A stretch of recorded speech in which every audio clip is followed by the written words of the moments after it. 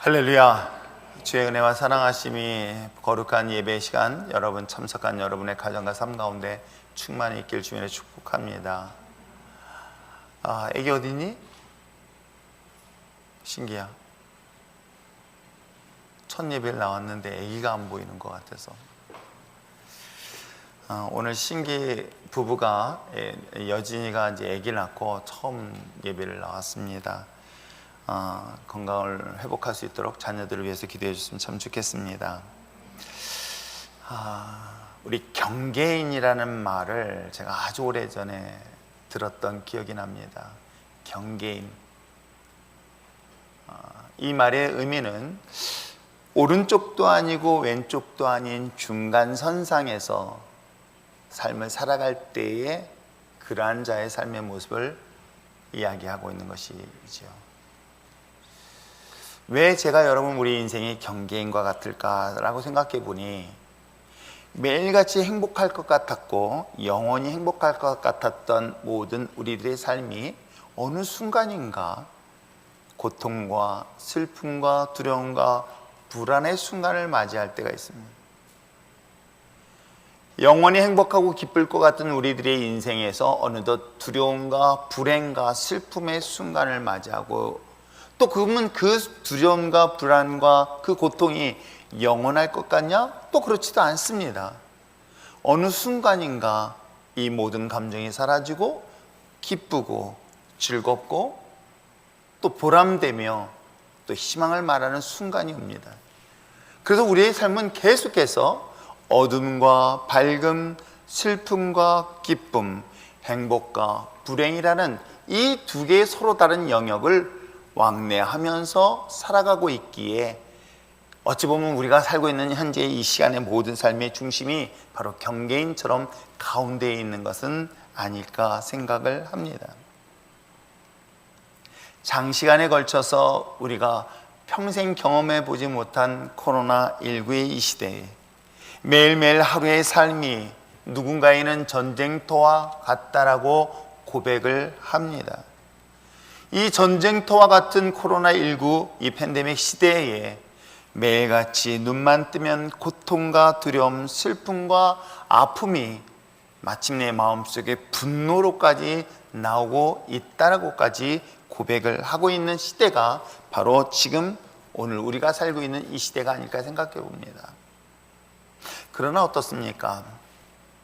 내가 행복하고 기뻤던 순간이 오래가지 않아서 슬픔과 분노의 시간, 또 정반대의 경우처럼 슬픔과 분노가 오래갈 것 같았지만 어느 순간인가 이것이 바뀌어서 기쁨과 즐거움의 시간, 행복의 시간으로 바꾸는 것처럼 이 코로나19로 인한 모든 사람들의 마음을 분노케 하고 고통 속에 신음할 때에 이 또한 우리의 마음속에 희망으로 바뀌게 되어지고 소망으로 바뀌게 되어지며 기쁨으로 바뀌는 날이 반드시 오게 될 줄 믿습니다.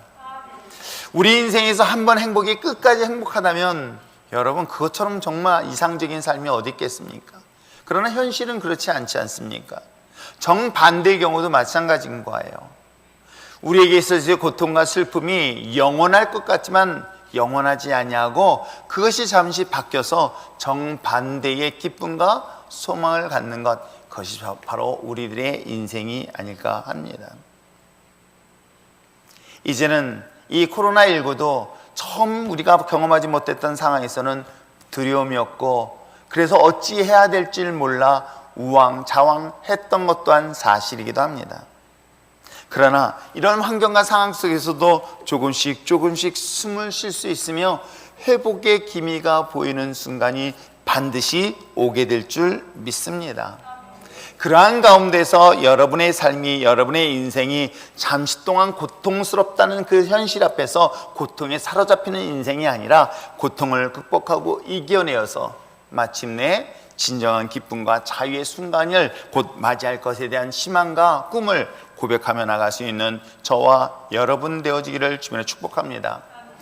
그렇다면 우리들의 인생에서 이왕이면 잠시 동안 살다가는 우리 인생에서 짧게가 아니라 길게 영원토록 오래도록 기쁨과 행복의 삶을 살 수 있는 방법은 없을까? 우리 인생에서 고통과 두려움과 분노와 아픔과 좌절과 낙심, 이거는 정말 내 인생에서 경험하지 않냐고, 내 인생에서 가까이 다가오지 않냐고, 오히려 그런 것이 있었을 때 내 인생에서 금방 스쳐 지나가는 방법은 또한 없을까? 어떻게 하면 행복은 길게, 불행은 짧게 삶을 살 수 있는 방법은 없을까? 여러분, 많은 사람들은 자신의 행복을 위해서 어떻게 하면 더 오랫동안 행복할 수 있을까?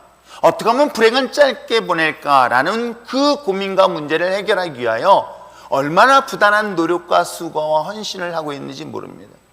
이것을 하면 좀 더 행복할 거야. 근데 행복이 점점 치들어지면 또 다른 무엇인가를 선택해서 그 행복을 유지하려고 얼마나 많은 노력과 많은 수고를 하게 되어지는지 모릅니다. 그러나 그 또한 아무리 수고해도 얻은 그 행복은 또 영원하지 않아요. 그러다 보니까 또 다른 무엇인가를 선택하게 되어지죠. 결혼도 그 중에 하나일 것이고, 자기가 원하는 직장도 그 중에 하나일 것이고, 자신의 꿈을 이루는 이 모든 단계도 그러한 단계를 거치고 있는 것은 아닐까. 그러다 보니 계속해서 행복하기 위하여 수고와 노력을 했지만 얻는 결과는 뜻밖의 반대의 결과를 가져들 때 우리는 실망하고 낙심을 합니다. 그러면서 또 다른 희망을 가지고 꿈을 가지고 어떻게 하면 행복할까라는 고민 속에서 오늘의 삶을 살고 있는 것이 혹시 오늘 우리들의 삶의 모습은 아닐까요? 그런데 놀랍게도 잠시 동안이 아니라 정말 계속해서 마치 샘이 터져서 마르지 아니한 샘처럼 계속해서 기쁨을 주고 행복을 주고 소망을 주며 희망을 노래할 수 있는 방법이 있다라고 이야기한다면 여러분 어떤 걸 선택하시겠습니까? 그래서 사마리아 수가성의 여인이 정말 깜짝 놀랄 만한 소식을 듣게 되어지죠. 예수님이 그 여인에게 이야기했던 것, 영원히 목마르지 아니하는, 즉 너가 이 우물에서 마시는 물은 잠시 동안은 너의 목마름은 해결할 수 있을 것이다. 우리들의 인생에서 행복하기 위하여 잠시 좋은 옷을 사는 것, 좋은 차를 사는 것, 잠시 그 순간은 행복할 수 있다. 그러나 그것은 영원하지 않다. 그런데 한 번만 마시면 영원히 목마르지 않냐는 것이 있다. 한 번만 경험하면, 한 번만 만나면 내 인생에서 영원히 목마르지 않은 그러한 삶을, 그리고 영원히 행복할 것이다라고 한다면 여러분 그 선택을 안 할 사람이 과연 어디 있을까요? 사마리아 수가성 여인이 이 이야기를 듣고 그러한 물이 있다면, 그러한 방법이 있다면 그 방법을 저에게 달라고 요구합니다. 그게 바로 예수 그리스도였던 것이죠. 오늘 사랑하는 성도 여러분, 정말 여러분은 우리들의 인생을 보면 순간순간 그 짧은 선택이 인생의 평생을 좌우한다고 한다면, 저는 오늘 이 시간 소개하고자 하는 그 예수 그리스도가 여러분의 인생에서 가장 탁월한 선택의 자리에 설 수 있는 여러분 됐으면 참 좋겠습니다. 예수님을 선택함으로 인하여, 아니 어찌 보면 내가 선택한 것 같지만 주님이 나를 선택하였고 그 선택한 것을 깨닫는 순간 세상에 얻는 잠시의 목마름이 아닌 영원히 목마르지 않은 생수 되신 예수 그리스도를 반드시 오늘도 만나고, 그리하여 여러분의 삶이 잠시 동안의 행복이 아닌 영원한 행복의 삶을 반드시 경험하게 될 줄 믿습니다. 이러한 삶의 이야기, 이런 놀라운 충격적 사건의 이야기가 오늘 이 짧은 본문을 통해서 소개를 하고 있습니다. 이 본문에 등장하는 사람은 세 사람이 등장하지요. 가늠한 여인, 그리고 이 가늠한 여인을 고소 고발했던 오늘 서기관과 바리새인이라는 사람, 그리고 또 등장하는 사람이 있습니다. 누굴까요? 예수 그리스도. 자, 여기에서 저는 주목하게 되어지는 여인, 즉 가늠하다가 걸려서 세상 법정이 아닌 사람들의 법정에 서가지고 곧 생명의 위협을 당하는 한 여인의 모습을 보면서 바로 그것이 첫 번째 우리 자신의 모습을 그 여인을 통해서 발견할 수 있기를 바라며, 이 여인을 통해서 선택되어지는 이 두 가지, 즉 서기관과 바리새인일 것인가 아니면 예수님에 대한 이야기일 것인가에 대한 이 중요한 기로의 순간에서 여러분 정말 만나야 될 그 예수 그리스도를 만나고 선택되어지는 저와 여러분 되어지기를 주님으로 축복합니다. 자, 그렇다면 오늘 성경 본문에 등장하고 있는 첫 번째 소개하는 그 여인, 본문의 시작을 한번 보려 합니다. 자, 3절부터 한번 말씀을 볼까요? 자, 3절, 4절, 5절 말씀을 함께 읽어보시길 바랍니다. 시작.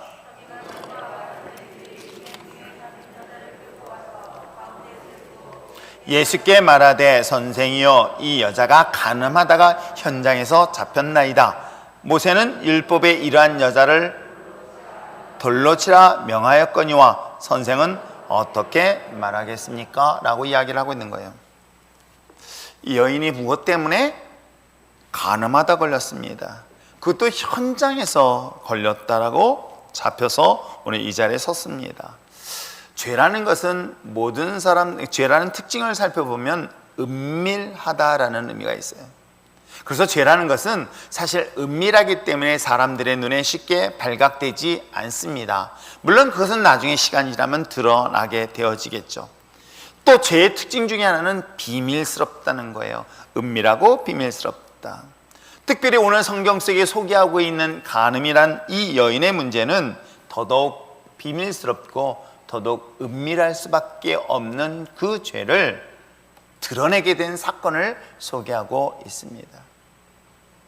어찌 보면 우리가 겉으로 드러낸 죄보다 나만이 아는 죄, 자신만이 알고 있는 은밀한 죄, 다른 어느 누구도 알지 못하지만은 오직 자기만이 양심에 의해서 죄라고 인식되어지는 부분들은 사실 자기만 감추면 어느 누구도 내가 죄를 가운데 있다는 것을 알지 못하는 그런 은밀한 그 죄를 어떡합니까? 오늘 현장에서 드러낸 사건을 성경은 소개를 하고 있어요. 그렇다면 오늘 이때 당시 2000년 전에 이 간음이라는 문제를 과연 구약의 율법에 의한다면 어떤 방법으로 처리를 했을까? 그것은 우리가 잘 알고 있는 모세의 율법에 의해서 기록되어 있는데 레위기 말씀에 보면 20장 10절 말씀에 이렇게 기록되어져 있습니다. 과연 레위기 하나님이 주셨던 십계명에 주신 그 율법의 계명에 의한다면 이 간음은 어떻게 문제를 다뤘는가 한번 볼까요? 자, 레위기 20장 10절 말씀 읽겠습니다. 시작. 누구든지 누구의 아내와 남의 아내와 간음한 자 곧 간음을 행한 자는 그 간부와 음부를 반드시 어떻게 한다? 죽이라 라고 얘기하고 있어요. 누구의 아내? 다른 사람의 아내를 간음하였었을 때 그 간음한 남자와 여자를 반드시 죽이라. 이게 레위기법인 거예요. 이 레위기법은 하나님께서 시내산에서 이스라엘 백성들에게 출애굽을 시키면서 너희들이 약속한 가나안 땅에 들어가면 반드시 지켜야 될 하나님의 명령이다라고 성경은 기록되어져 있어요. 광야 기간이 아닌 약속의 땅, 즉 우리가 믿음으로 주님을 만나고 주님을 선택된 삶의 과정에서 이제 믿음으로 살아가는 그리스도인들에게 주신 엄청난 충격적인 메시지가 이 십계명을 통해서 기록된 이 간음의 문제였던 거죠. 그러다가 신명기에 들어와서 같은 의미의 말씀을 합니다. 이 신명기는 1세대가 모두 죽었습니다. 즉 시내산에 올랐을 당시만 하더라도 가나안 땅에 출애굽을 했습니다. 그 출애굽했던 1세대들에게 주셨던 이 간음의 문제는 신명기에 들어와서는 그 1세대가 모두 다 광야에서 다 죽습니다. 그리고 2세대가 그 다음 세대가 약속의 가나안 땅을 눈앞에 두고 있습니다. 그때 다시금 하나님은 모세를 통해서 시내산에서 주셨던 하나님의 말씀을 다시 한번 설명하고 선포하고 이야기하고 있는 내용이 바로 신명기의 말씀인 거예요. 이 말씀의 특징은 단순히 자기 세대만이 아니라 그 다음 세대에도 이 말씀은 계속되어진다라는 놀라운 특징이 있는 거예요. 이게 옛날로 끝나는 것이 아니라 아무리 시대가 바뀌어도 여전히 그 말씀은 오늘날 우리들에게 적용된다는 그런 시간과 공간을 초월한 메시지가 오늘 여기에 있는 거예요. 아무리 시대의 법이 바뀌었고 환경이 바뀌었고 상황이 바뀌었어도 우리는 하나님을 믿는 자녀로서 상위법이라고 합니다. 그게 상위법. 하위법이 있고 상위법이 있다고 한다면 세상의 법은 하위법이라고 볼 수 있으며 하늘의 법은 상위법이라고 이해하면 좋겠습니다. 그 상위법은 아버지 세대로 끝나는 것이 아니라 그 다음 세대도 계속해서 연결되어지고 있다라고 하면서 간음에 대한 이야기를 다루고 있으니 신명기 22장 22절의 말씀인 것이죠. 자, 한번 읽어볼까요? 같이 읽겠습니다. 시작.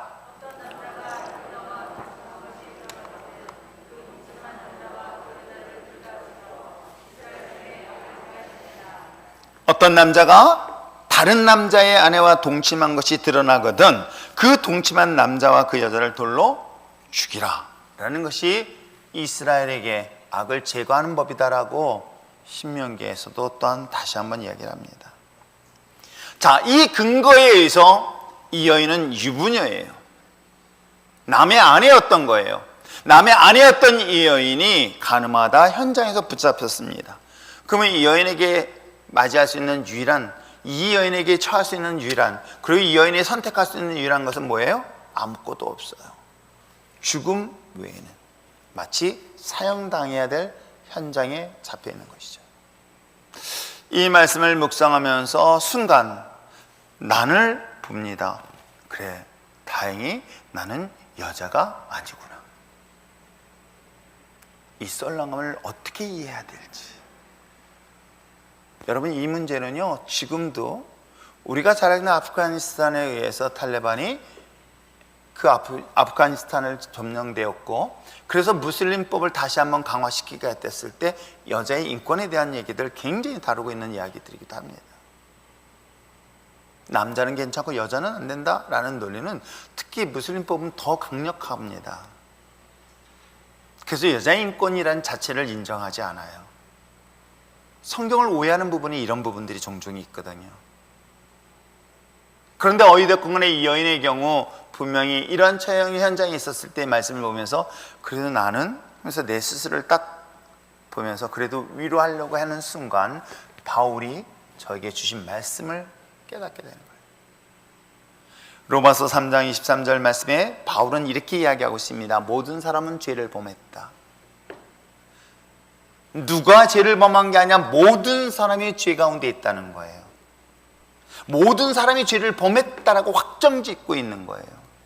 이미 죄를 졌다라고 얘기하고 있는 거예요. 죄를 질 것이 아니라 죄를 지었다라고 얘기하는 거예요. 저도 처음 복음을 받아들이고 예수님을 다시 재영접할 때 참 이 부분을 거북하게 듣게 했었습니다. 내가 뭘 잘못했지? 내가 무슨 죄가 있지? 그래도 난 양심을 가지고 살았어. 나는 정직하게 살았어. 난 나름대로 정직하게 살았어. 근데 왜 내가 죄냐? 라고 인정하기가 결코 쉽지 않았었던 저 과거의 모습. 근데 바울은 분명히 얘기하고 있습니다. 모든 사람이 죄를 범하였기 때문에 그 죄로 인하여 심판, 결국 하나님의 영광에 이르지 못할 것이다 라고 바울은 분명히 이야기를 하고 있는 것이죠. 그렇다면 오늘 성경 속에 소개하고 있는 이 간음한 그 여인은 나와 상관없는 것이 아니라 어찌 보면 그 여인의 죄가 바로 나의 죄라는 거예요. 다만 이 여인은 이 은밀한 간음이라는 죄지만 나는 어떻습니까? 그래서 오늘 이 죄에 대하여 단순히 현장에서만을 이야기하는 것이 아니라 심지어는 마음의 음욕을 품은 것조차도 성경은 간음이라고 이야기를 하고 있기에 그 모든 죄로부터 우리는 자유할 수 없다는 사실을 먼저 인정하게 되어지죠. 근데 더 놀라운 사실은 어떻습니까? 은밀한 죄, 남들한테 드러나지 않았던 그 은밀한 이 죄는 결국 나의 뭐예요? 이 간음한 여인처럼 반드시 죽임을 당해야 될 그 엄청난 대가를 지불해야 될 죄의 죄라고 성경은 말하고 있는 것이에요. 그러므로 모든 사람들은 그 죄로부터 결단코 자유할 수 없는 존재다. 죄로부터 자유할 수 없는 저와 여러분, 그러기에 우리는 마땅히 어떤 결과를 가져다 줘야 된다? 오늘 간음한 여인처럼 또한 모세의 율법처럼 시내산의 명령처럼 반드시 돌에 쳐 죽음을 당해야 되는 것이 이 여인이 아닌 저와 여러분이라는 사실을 깨닫고 발견하게 되어지는 것이죠. 우리 모두는 우리의 부끄러운 죄는 끊임없이 감추고 숨기고 덮으려고 합니다. 자신은 끊임없이 거룩한 척하면서 외식된 모습으로 자신의 죄를 끊임없이 감추며 숨기며 덮으려고 합니다. 그리고 정작 다른 사람들의 죄와 허물이 드러나면 어떻습니까? 다른 사람의 부끄러운 부분이 드러나면 어떻습니까? 다른 사람의 죄가 드러나면 어떻습니까? 나는 거룩한 척하면서 다른 사람의 죄를 드러내고 지적하고 책망하고 손가락질하고 있는 것이 또한 오늘 우리들의 모습은 아닐까요? 그러나 한 가지 분명한 사실은 상대방이 드러난 죄가 있다고 해서 그 사람의 죄인이 아닌 드러나지 아니한 죄 또한 우리들 안에 있다는 이 사실, 그러므로 우리는 어느 누구도 죄로부터 자유할 수 없다. 이 부분을 이 가늠한 여인을 통해서 발견하며 나갈 수 있는 여러분 됐으면 참 좋겠습니다. 그래서 그 죄의 삭은 반드시 뭐다? 죽음인 거예요. 이 죽음은 단순히 육체만의 죽음을 말하는 것이 아닙니다. 이 죽음은, 이 죄는 육체적인 죽음뿐만 아니라 내 영혼의 죽음까지도 포함되는 거예요. 그 결과의 삶을 오늘 우리가 살고 있는 거예요. 이 결과의 삶, 즉 죄로 인하여 내가 육체는 죽지는 않은 것 같은데 영혼이 죽었기 때문에 그 결과적 삶, 그게 뭔지 아십니까? 두려움, 염려, 불안, 분노, 고통, 슬픔, 아픔, 이는 뭐에 해당되는지 아십니까? 여러분, soul에 해당되는 것이에요. 죄가 인한 그 결과물들이 육체의 병뿐만 아니라 죄의 결과물들이 내 마음에 병들게 하고 고통스럽게 하고 불안해하고 두려워 떨게 만든다는 사실 여러분 아십니까? 그 십자가의 놀라운 사건은 사실은 예수님이 현장에 등장하시면서 38년 된 병자를 고치셨을 뿐만 아니라 죄로 억눌린 우리들의 영혼까지 구원하신다는 그런 중요한 메시지가 있다는 것이에요. 죄에 대한 삭은 사망, 그 사망은 육체적 죽음뿐만 아니라 나의 영혼이 죽는 것이다. 내 영혼이 죽었기 때문에 내가 하나님을 알아보지 못할 뿐만 아니라 내 마음의 진정한 평안을 누리지 못하는 결과를 주게 되었다.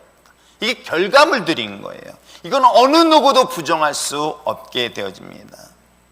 그러게 그 죄에 대한 삭스에 대한 삶의 결과는 언제나 삶의 고통이요, 아픔이요, 슬픔이요, 좌절이요, 낙심이었던 거예요. 이 고통의 문제를 해결하기 위하여 사마리아 수가성의 여인이 선택했었던 것은 그 한 떼암병 밑에 우물가에 찾아서 물을 마심으로 그 목마름을 해결하려고 했었던 것이죠. 그게 우리들의 모습이었던 거예요. 나는 아니라 내가 그렇게 삶을 살았고 우리가 그렇게 삶을 살고 있었던 거예요. 여전히 나는 내 죄에 대한 문제의 목마름을 해결하기 위하여 여러분 어떤 방법을 선택했습니까? 사마리아 수가성의 여인을 손가락질하기 전에 그 여인은 5 남자를 만난 것, 그걸 조롱할 수 있을지 모르지만 사실은 우리는 그보다 더한 것들 가지고 그걸 해결하기 위하여 몸부림치며 살아오지는 않았을까요? 그래서 좋은 옷을 사면서 행복해했던 거, 좋은 음식을 먹으면서 행복해했던 거, 좋은 것을 보면서 그것이 만족할 줄 알았습니다. 어떻습니까? 그것이 영원히 나에게 목마름을 해결하지 않았던 거예요. 영원히 본질적인 문제를 해결해 줄 수가 없었던 거예요. 근본적인 문제를 해결해 줄 수 없었던 거예요. 그러게 우리는 끊임없이 목말라하고 있는 거예요. 끊임없이 고통 속에 숨을 못 쉬면서 목말라하고 있었을 때에 주님이 말씀하셨습니다. 생수 대신 예수님께서 다가오셔서 그 여인의 목마름을 해결해 주신 것처럼, 어찌 보면 이 본문에 등장하는 이 가늠한 여인, 이 여인 또한 그 죄인으로서 연과 혼과 육이 죽어가는 그 현장 속에서 그 여인을 구원하신 놀라운 사건을 소개하고 있는 내용이 본문인 줄 믿습니다. 사랑하는 성도 여러분, 우리들이 코로나19로 인한 상황뿐만 아니라 우리의 삶도 마찬가지인 것 같아요. 곤란의 순간, 고통의 순간에 이 등장하는 이 가늠한 여인이 내 자신의 모습이란다면 그 주변에는 똑같이 두 가지 부류의 사람을 반드시 만나게 됩니다. 아니요, 오늘 저는 이 시대를 보면서 정말로 그런 사람들을 보게 되었어요. 고통 속에 신음하는 자들을 향하여 조롱하고 핍박하고 죽이려는 사람이 있는가 하면 정반대로 그의 손을 붙잡고 위로하고 그들을 구원해 줄 자가 있다 한다면 여러분 어떤 자를 선택하시겠습니까? 누구를 선택하시겠습니까? 저는 오늘 본문의 말씀을 묵상하면서 이 선택이라는 단어를 계속해서 마음속에 되새기는 거예요. 물론 죄인된 우리 인간은 선택할 자격조차도 없습니다. 선택할 수 있는 능력조차도 없습니다. 그럼에도 불구하고 하나님께서는 우리에게 선택의 기회를 주신 것, 이것이 얼마나 큰 감격이고 기쁨인지 모릅니다. 그렇다면 이 가늠한 여인의 그 주변에 등장하고 있는 서기관과 바리새인은 과연 어떤 역할을 하고 있을까요? 어찌 보면 예수님이라는 무명의 사람과 서기관과 바리새인 이 두 부류에 본다면 우리에게 좀 더 가까운 사람의 부류가 누군지 아십니까? 예수님이 아니라 누구예요? 서기관과 바리새인이에요. 아니, 오늘 우리가 이 세상을 살면서 예수님이라는 존재, 하나님이라는 존재와 세상의 사람의 두 가지 관점에는 누구랑 더 가까운가를 비교해보면 분명히 알 수 있는 내용이에요. 오늘 성경 속에 등장하는 사건도 동일했습니다. 가늠한 여인이 회당에 모여있던 예수님, 그리고 주변에 많은 사람들, 당시에 2000년 전 예수 그리스도를 보았던 이 사건 속에서 예수님은 어떤 존재일까? 그럼에도 불구하고 많은 사람들이 예수의 반대편에 섰던 그 현장을 선택한 것, 그것은 오늘 우리들의 삶도 동일하지 않을까요? 그래서 서기관과 바리새인이 이 가늠한 여인을 가지고 하는 장면들을 보면 4절과 5절에 이 두 가지 형태를 보여주고 있습니다. 자, 4절 말씀 읽고 5절은 여러분 읽으시길 바랍니다. 예수께 말하되 선생이여, 이 여자가 가늠하다 현장에서 잡혔나이다.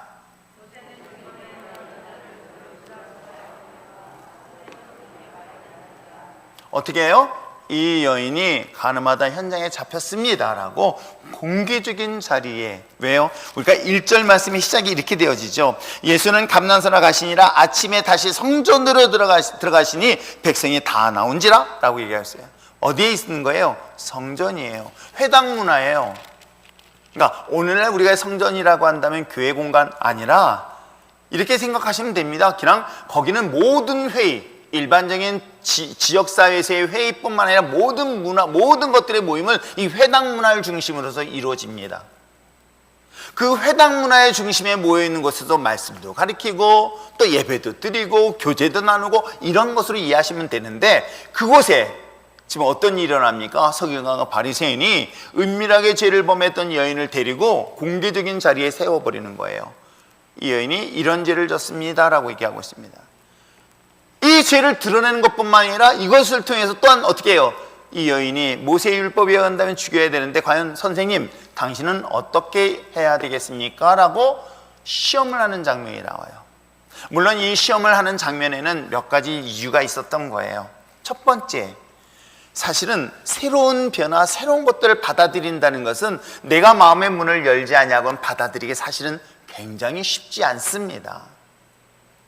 새로운 것들을 변화한다, 새로운 것들을 받아들인다, 우리가 말 쉽죠? 결코 쉽지가 않습니다. 전통적으로 오랫동안 생활화되었고 습관화되어 있는 것들을 한순간 버리고 새로운 걸 받아들인다, 이건 더더욱 어려워요. 그래서 우리 율정교회도 여성 장로를 세우겠습니다. 봐요, 아멘 한 명도 안 하잖아요. 그때 누구는 화를 내요. 어찌 교회 여자가 장로가 될 수 있냐고. 목사가 되는 것까지도 얼마나 힘든 과정을 거쳐왔는지 아십니까? 하물며 자신이 오랫동안 전통적으로 생각하는 것들을 한순간 바꾼다, 결코 쉽지 않습니다. 그 중에 하나가 안식일의 문제였던 거예요. 왜? 예수님께서 베데스다 연못가의 우물가에서 38년 동안 병든 자를 그것도 안식일 날 고쳤던 거예요. 고친 게 중요한 게 아니에요. 이 사람 낫게 한 게 중요한 거예요. 안식일 날 돗자리 들고 일어났다. 이게 문제였던 거예요. 누가? 서기관과 바리새인들의 관점에서는. 야, 이 사람 나았네?가 아니라 이 사람 살렸네? 그게 중요한 게 아니라 살린 건 좋아. 그건 다 좋아. 근데 왜 안식일 날? 그것도 돗자리를 왜 들게 했어? 예수님은 몰랐을까요? 아시는데도 불구하고 예수님께서 의도적으로 38년 된 병자에게 너 일어나 자리를 들고 가라 명령하신 거예요. 이 사건으로 인해서 사실은 되게 불편했던 거예요. 그래서 어떻게 하면 예수님을 율법에 의하여 어긋난 것들을 잡아낼까라는 것들이 서기관과 바리새인의 관점이었던 거예요. 전 이 관점을 왜 되게 무섭게 생각하고 두렵냐면 세상에 사람을 볼 때 이게 긍정을 보고 아름다움을 보기보다는 트집을 잡고 흠을 잡고 부족함을 잡으려고 하는 그런 모습의 삶의 모습인 우리 율중계 시어머니들은 없을 것이라 저는 믿어요. 옛날 조선시대 때 있었지 지금은 없을 줄 믿습니다. 지금은 치딸처럼 생각하리라고 생각하지만 아무튼 여러분 사람을 볼 때 그 사람을 보면서 보는 관점이 이 사람이 뭘 잘못했을까, 무엇이 부족할까, 무슨 허물이 있을까라는 그런 시선의 관점은 오늘 서기관과 바리새인이 아닌 세상의 사람들의 모습이라는 걸 여러분 아세요? 그래서 그들의 목적은 뭐예요? 죽이는 데 있다는 거예요. 생명을 살리는 데 관심 있는 것이 아니라 사람을 죽이는 데. 이것을 저는 사회생활을 처음 시작할 때 그리고 막 젊은 청년들한테 시작할 때 참 안타깝게 해줘야 될 말 중에 하나가 뭐예요? 내가 다른 사람을 밟고 다른 사람을 이겨내고 라는 말을 우리는 수없이 듣고 이야기를 하게 되어지죠. 누군가를 이겨내지 않으면 내가 그 자리에 쓸 수 없다는 이 경쟁 사회 속에서 이게 참으로 안타까운 정서가 아닐까 생각해보는 내용이기도 합니다. 서기관과 바리새인들에 있어서의 가장 중요한 역할은 이 간음한 여인을 어떻게 하는 거예요? 드러내는 것. 그리고 이를 통해서 예수님을 시험하는 것. 두 개의 다 목적은 뭐예요? 죽임에 대한 목적인 거예요. 그들에 있어서의 주된 관심은 다른 사람을 낮추고 내가 올라가겠다라는 이 시대의 모습과 똑같아요.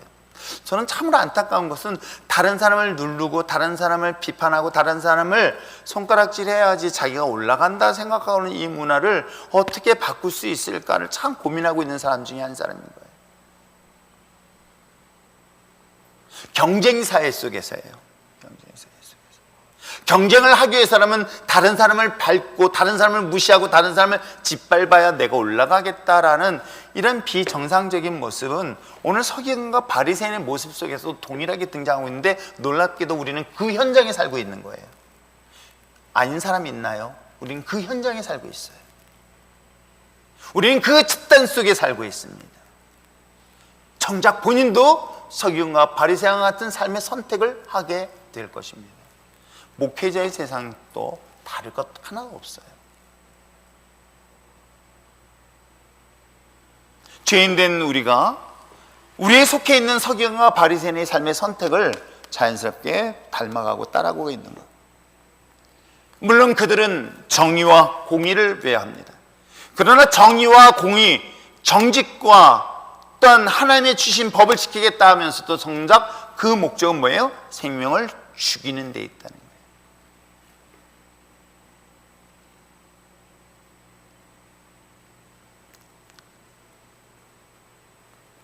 그런 가운데 이 여인에게는 정반대에 소개하고 있는 분이 누구다? 예수 그리스도. 이게 기독교의 핵심 원리예요. 기독교가 가지고 있는 가장 본질적인 문제인 거예요. 그러면 기독교가 가지고 있는 가장 중요한 이 본질적 가치를 하지 못한다는 것은 그게 비기독교라고 얘기하는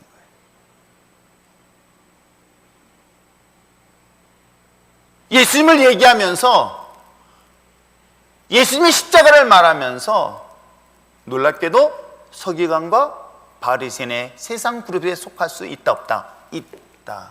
왜? 여러분, 서기관과 바리새인들은 이방인들이 아니에요. 하나님을 믿는 자들이에요.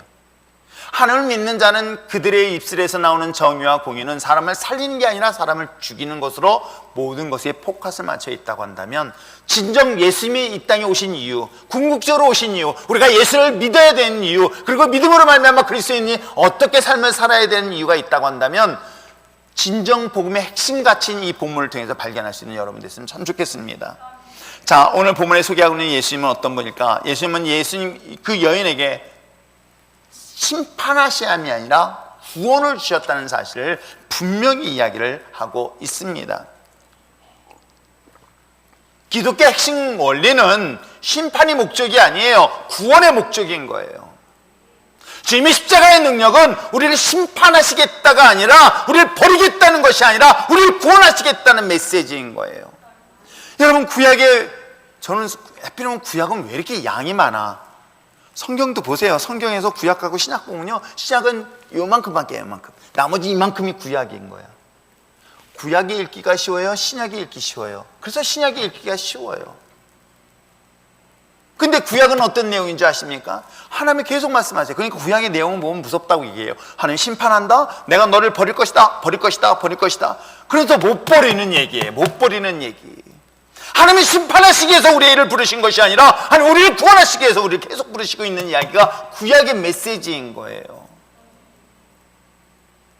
서기관과 바리새인 같은 그런 하나님이 아니라 우리의 모든 죄와 허물을 덮고 용서하고 마침내 그를 풀어줄 분이 바로 예수 그리스도예요. 이게 십자가의 진정한 원리인 거예요. 한번 자세히 살펴보려고 합니다. 자, 11절 말씀 한번 읽어볼까요? 11절 읽겠습니다. 시작. 대답하되 주여 없나이다. 예수께서 이르시되 나도 나를 정죄하지 아니라. 하나님은 나를 정죄하지 아니하시겠다는 거예요. 그리고 뭐예요? 다시 가서 다시는 죄를 범하지 말라.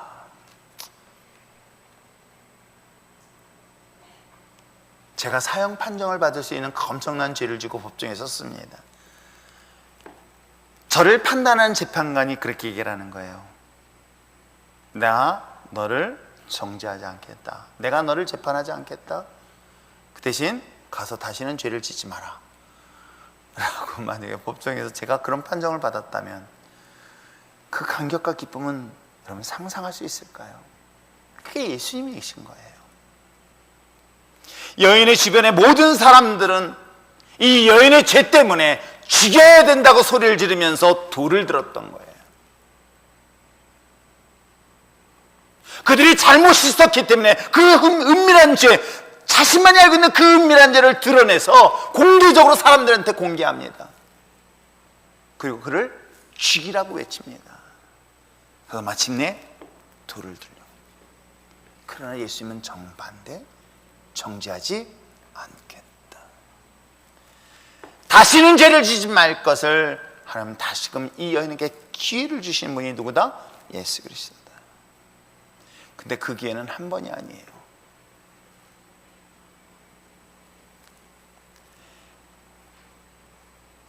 그러면 여러분 보십시오. 우리 인생에서는 서기관과 바리새인과 같은 그룹이 있는가 하면 예수님과 같은 그룹이 있다 한다면 여러분 어떤 삶을 선택할 것인가? 아니 어찌 보면 우리가 서기관과 바리새인의 존재에 서 있을지도 모르겠습니다. 예수께서 우리의 죄와 허물을 몰라서 세상 법정에 세우지 않으셨던가 할까요? 여러분 결단코 그러지 않아요. 하나님은 이미 아세요. 예수님이 모든 걸 다 아시는 분이에요. 그 사실을 오늘 성경 속에 아주 짧은 본문을 통해서 설계하고 있어요. 어떻게 해요? 한번 볼까요? 6절 말씀을 보니까 이런 내용이 나와요. 자, 6절 한번 읽어보겠습니다. 시작. 그들이 이렇게 말함을 고발할 조건을 얻고자 하며 예수를 시험하미러라. 예수께서 몸을 굽히사 손가락으로 땅에 쓰시니. 여러분 땅에다 뭘 쓰셨을까요? 이게 성경에 아무것도 기록되지 않아요. 그런데 고대 문헌에 정경 말고 성경에 여러 가지 문헌들이 있는데 그 문헌에는 이 본문을 이렇게 해석을 하고 있어요. 어떻게 하냐면 예수께서 몸을 굽히사 땅에 그들의 하나하나의 죄를 기록하시니. 야, 이거 얼마나 무서운 얘기인 거예요. 예수님이 누구의 죄를, 나의 죄를 누가 알겠어요? 말씀드렸죠. 죄는 은밀한 거예요. 그 은밀한 나만의 죄를 예수님께서 이 땅에다 쓰시는 거예요. 사공, 장로, 내 돈 떼어먹었어, 뭐 이런 거. 담임 목사한테 주려고 한 거, 삥삥, 뭐 이런 거. 여러분, 자기만의 은밀한 죄를 예수님께서 오늘 땅에 쓰시고 있다는 내용을 다른 고대 문헌에 기록되어 있어요. 물론 뭔가 참고할 뿐이지 그것이 맞다 틀리다 중요한 건 아니에요. 근데 문제는 뭐냐면 무엇인가를 쓰고 있었어요. 근데 그것을 본 사람들의 반응인 거예요. 7절 한번 볼까요? 자, 7절 말씀 한번 오케이. 자, 9절 말씀 한번 보시길 바랍니다. 9절 읽겠습니다. 시작. 그들이 이 말씀을 듣고 뭐예요? 양심의 가책을 느꼈다. 여기서 양심의 가책은 양심의 찔림을 받았다는 거예요. 자기만의 은밀한 죄가 예수님이 땅에 기록하고 있었을 때, 십계명에 가면 돌에 쳐 죽여야 될 똑같은 죄야. 여러분, 간음만이 십자가에 돌로 쳐 죽이는 것이 아닙니다. 부모에게도 똑같이 잘못했을 때는 돌로 죽이는 사건이 있어요. 모세의 율법에 의한다면 사형을 당해야 될 제목들이 의외로 되게 많아요. 그것들을 주님께서 김 집사 너는 이러이러한 것을 하고 있어 라고 기록하고 있는 그걸 본 순간 그들은 더 이상 돌을 들 수가 없었던 거예요. 그래서 그들은 그 돌을 들고 떠나는 장면을 기록합니다.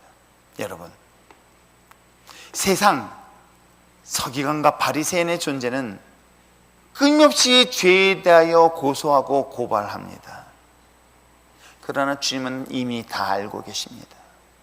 다 알고 있으면서도 불구하고 주님은 침묵하신 이유는 딱 하나예요. 그들을 용서하시기 위하여 그들을 기다리고 있다라는 사실을 성경은 이야기를 하고 있는 것입니다. 예수께서 징계하려는 그들을 향하여 너희 중에 죄 없는 자는 돌로 치라고 말씀하신 그 이유는 바로 주님께서는 다 아시는데 난 너희를 돌로 치는 방법이 아닌 난 너를 기다리는 방법으로 선택하겠다라는 의미가 그 안에 숨겨져 있는 것입니다. 그로 인하여 모든 사람 떠나고 오직 가늠한 여인과 예수님만 남게 되었다. 저는 이 장면을 보면서 이 가늠한 여인의 제 얼굴을 여기에 대입해 봤어요. 세상 사람들은 저의 잘못과 허물이 있을 때 수많은 손가락으로 조롱하며 돌을 들어 저를 치료하였지만 그러나 주님은 마지막 순간까지도 내 곁에서 함께 동행하시는 분. 이 사실을 성경은 우리에게 끊임없이 이야기를 하고 있는 것이죠. 그러므로 예수님은 고발하시기 위하여 여러분 심판하시기 위해서 주님이 여러분에게 오신 것이 아니라 용서하시기 위하여 그리고 구원하실 분이라는 사실을 여러분 잊지 마시길 부탁드립니다. 현재 우리의 삶에서 그러므로 가장 소중한 분이 누구일까를 여러분 왜 이걸 깨닫지 못할까요? 물론 저도 깨닫지 못할 때가 있었습니다. 저 역시도 제 인생을 돌아보면서 세상 사람들한테 손가락질을 받지 않으려고 지적받지 않으려고 수없는 두꺼운 옷을 입고 감추고 숨고 그랬었어요. 그러나 주님 앞에 서는 순간 그 어느 것도 감출 수 없다는 이 사실, 만약에 이 사실을 세상 사람들이 알았다면 나를 조롱하고 나를 심판하는데 주님은 나를 용서하셨어요. 나를 기다려주셨어요. 참아주셨어요. 그래서 저는 주님 앞에 무릎 꿇을 수 있었던 것이죠. 여러분, 요한복음의 말씀을 보면서 사도 요한은 예수님은 누구신가? 라는 것을 끊임없이 정의 내리고 있습니다. 그리고 그 누구신가라는 그 정의된 주님을 여러분 믿을 만한 분인가, 선택할 존재인가를 끊임없이 성경을 통해서 우리에게 이야기를 하고 있습니다. 오늘 나를 중심으로 하여 내 주변에는 나는 서기관과 바리새인과 같은 그런 그룹 속의 세상 속에 살 때에 여러분 어떤 것을 선택할까요? 바로 주님을 주목하고 바라볼 수 있는 여러분 되시길 부탁드립니다. 유일하게 구원하실 분, 그것이 오직 예수 그리스도다라는 사실을 사도 요한은 요한복음을 통해서 증명하고 있는 것입니다. 인간의 죄는 우리 인간의 모든 삶을 파괴시킵니다. 어느 분이 결혼에 대한 얘기를 하더라고요. 그래서 요즘 젊은 사람들이 결혼을 위해서라면 국가에서 아파트도 주고 뭐도 주고 뭐도 주고 막 그래요. 근데 저는 제가 생각할 때 좋아요. 애 하나 낳을 때 1억씩 준다. 예, 여기서 보니까는 이미 끝이 나신 분들이 눈이 밝아지고 있어요. 1억씩 준대? 요즘은 그렇지 않아요. 왜 결혼을 안 할까? 안 행복하거든. 나는 행복하고 싶어. 나는 행복하길 원해. 근데 가정이 나를 행복하게 해준다고 생각하지 않아. 엄마 아빠의 모습 보면 그게 행복해? 아니, 안 행복한데. 내 주변의 친구들 보니 행복한 것보다는 슬픈 일이 있고 아픔의 이야기만 더 들어. 그러니 점점 결혼을 멀리하게 되는 시대를 지금 살고 있어요. 사실은 인간이 가지고 있는 죄는요, 하나님과의 관계를 끊어놨을 뿐만 아니라 사람과의 관계를 이와 같이 깨뜨리고 있는 건 여러분 아십니까? 뼈 중에 뼈, 살 중에 살이라는 아담과 하와가 죄로 인하여 가장 원수된 관계로 만들었던 것, 성경은 이 사실을 증명하고 있어요. 죄는 자연의 파괴까지 가져다 주는 것은 오늘날 우리가 직접 경험하고 있는 것 아닐까요? 오히려 코로나19로 인하여 어떤 분은 이런 얘기를 해요. 우리가 굉장히 부정적인 면도 있었지만 긍정적인 면도 있다. 뭐예요? 환경이 달라졌대요. 공기가 제가 그 지적을 하고 나니까 정말 그랬구나 하고 제가 지금 생각해 보고 있어요. 환경이 달라졌다라고 이야기합니다. 여러분, 인간이 가지고 있는 죄는 하나님의 관계만의 문제 아니라 사람과의 관계를 깨뜨렸고 자연과 우리의 관계를 깨뜨린 것 또한 사실이기도 합니다. 그로 인하여 우리는 분노를 느끼고, 그로 인하여 좌절을 느끼고 슬픔을 느끼고 고통을 느끼는 것 또한 사실입니다. 그런데 우리는 그 순간에 두 가지의 길을 선택하라는 것이죠. 바리새인과 서기관의 선택, 아니면 예수님의 선택. 여러분은 어디를 선택하시겠습니까? 그리고 여러분은 어떤 삶을 살기를 원하십니까? 놀랍게도 그리스도인의 은혜를 받은 자가 그 자리에 서 있다면 저와 여러분은 여전히 서기관과 바리새인의 자리에 있을 것입니다. 세상을 선택하고 세상의 방법, 세상의 뜻보다 주님의 방법, 주님의 뜻을 선택하며 나갈 수 있는 저와 여러분 됐으면 참 좋겠습니다. 진정 그리스도의 은혜와 사랑을 경험한 자라고 한다면, 진정 주님이 원하시는 것을 따라야 되는 것은 당연한 것이겠죠.